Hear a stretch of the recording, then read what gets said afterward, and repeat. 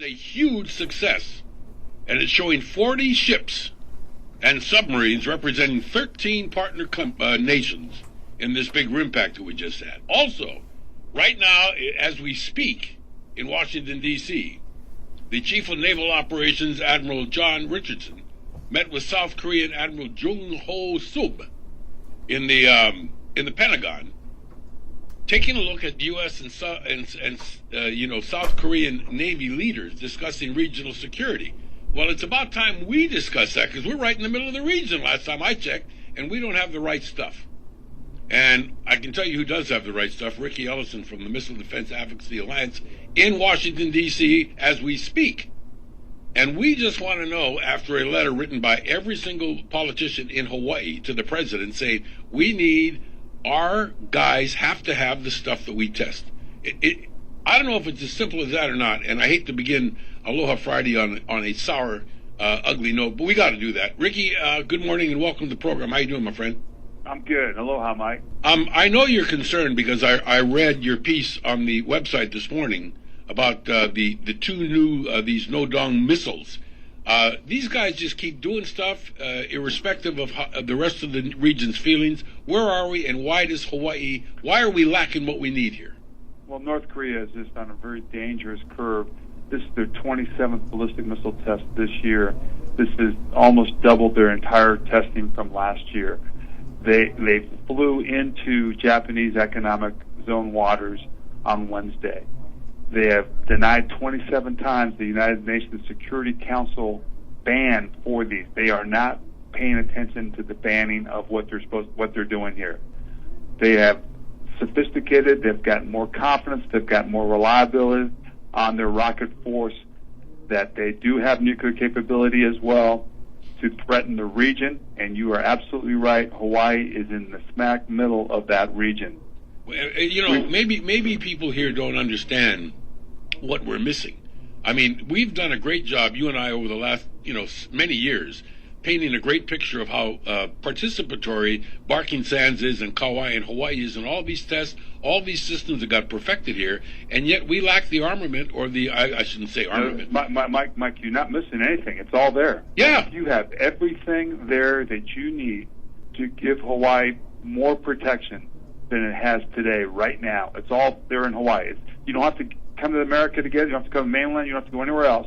You've got them based right there in PRMF. You've got the interceptors that are sitting right there in Pearl Harbor. You've got the crews that can man those things sitting in Pearl Harbor. You have everything that you need to give you a second and third layer of defense, which you do not have, and the rest of the United States has. Guam has, Korea has, Japan has, but Hawaii is the weakest one of the whole group that is not defended equally as well as the rest of our country and our allies in this area, according to North Korea. That's what's so frustrating to see this. Yeah, well, it's kind of a disappointment. I mean, I just read a copy of the letter that you posted on your website of all of our elected officials asking the president to take a better look at this, and we seem to be getting, I don't know, Riki, it seems like we're getting ignored here.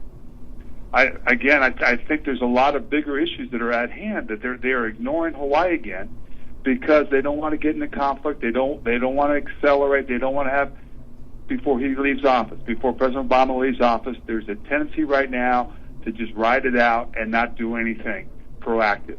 Who is influential over Kim Jong-un? I mean, is this guy listening to anybody? He's not. Who's he listening to? Nobody, I think. He's going to listen to one person, and that's China. That's who he listens to. So that's the other strategy here that we have to do. We have to force China to tame him down. And one of the things that we are doing is putting force structure into the region to protect our allies, such as missile defense systems in Korea that China does not like. And there is going to be repercussion on that. So we need to continue to build up our defense to force China to back Korea down. Well, what about Japan? I mean, they must be pretty upset that all of this is going on. I mean, they're right in the middle of this stuff. And the Japan's in the middle of it. And again, they're the second country in the world that spends the most money on missile defense. They have missile defense capability in that island, but they've tolerated it, Mike. Mm-hmm. They've tolerated North Korea flying over their territory. They did it last January over Okinawa. They continue to fly over their territory.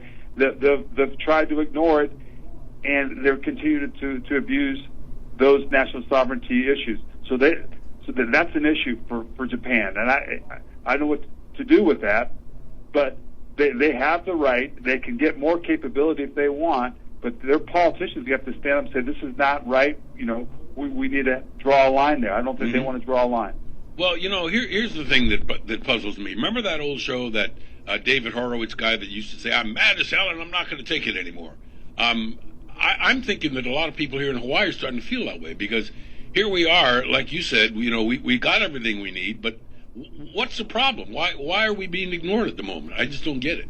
Well, I'll give you, if you want to look at the bigger nuances, you've got 1.42 million people in Hawaii that are not as protected as the rest of the 300 million in the United States, and you're paying the same taxes for it. You've got the equipment there. And we're closer to the bad guys. There are two things here on a big macro level. Number one is that the Obama administration promised the Russians that missile defense site that you have in Hawaii cannot shoot down ICBMs. So that's an issue. So they've got it over in Romania. So they're going to have to break their word on it. So that's a political issue there with the Russians. The second issue is that if we move forward with this, we'll have those SM-3 missiles that are on ships having the capability to defend a U.S. city from a nuclear attack. So that they may believe that we have a lot of those missiles and we have a lot of ships, and that we could now go over and defend Hawaii, L.A. or Seattle from the Russians and the Chinese, and that would upset their arms control discussions. We're going at a bigger level here, but it's still the 1.42 million people. This is Pearl Harbor again. This is the same thing that's happened. History repeats itself. History rhymes with itself. You're in the same situation here again because we're overthinking this. Well, isn't it sort of interesting? Because right down the street from where you are in the nation's capital is Admiral Richardson, who's often mentioned in your columns, and I know you have a great relationship with him. Here he's sitting down with the South Korean guys trying to plan out who's on first. I don't think that we here in Hawaii understand how volatile the situation is there. It's a few thousand miles away. It's not a problem. It is a problem. But what he's doing is he's increasing partnership capacity and having other of our allies help pay for this and help operate it and help man it. So the South Koreans have ships that have radar and discrimination radar capabilities on them, and we are working with them to not only have them with us share it for Korea, but also help them protect and defend Japan with those same ships. So those are delicate relationships, and they are working at that. But again, we'll put all this money and effort into Korea. We're doing it on the other side of the world with Romania. Yet Hawaii is not being defended as well as it should be, and it's not. It's there for you. All you got to have is the administration say, "Turn PRMF on." Just turn it on. Yep. That's all you have to say. Yeah, it can't come from Admiral Harris. It's got to come from the President of the United States, and the policymakers at the NSC level have got to make that decision. Which is interesting to me because the concern is a whole continent away, a couple of continents away. We're not getting that same pushback from the nations in the Pacific, right? It's all about Russia. Well, I can tell you, China and Russia do not want Hawaii protected. So they're going to voice that, just like they didn't want Korea protected. But Korea still went ahead and got that missile defense system called the THAAD into Korea last month. They announced that. So those are the bigger pressures. But again, it's 1.42 million people that are sitting there.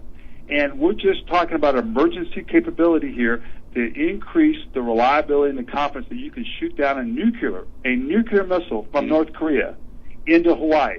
We have to have that confidence. If I lived there, you have to have that confidence. Well, and the reliability right now you're relying on one shot from Alaska, 3,000 miles away to protect Hawaii. And the rest of the country has 2 or 3 or 4 shots from there. There's another major consideration that I don't think people are pressed to panic about. When you talk about Pearl Harbor, remember that was decades ago in a way more primitive technological era. Yeah, but I'm saying you had capability on the island. It wasn't turned on. You weren't aware of it. You've got the capability. We're not asking for more capability. We're just asking turn it on. You've got a radar there that's going to help help get those GBIs more confidence in being able to protect Hawaii. Well, I got to tell you, some fundamental capability. I got to tell you, the other day I received the email from you, and I asked our audience, and the phones went wild.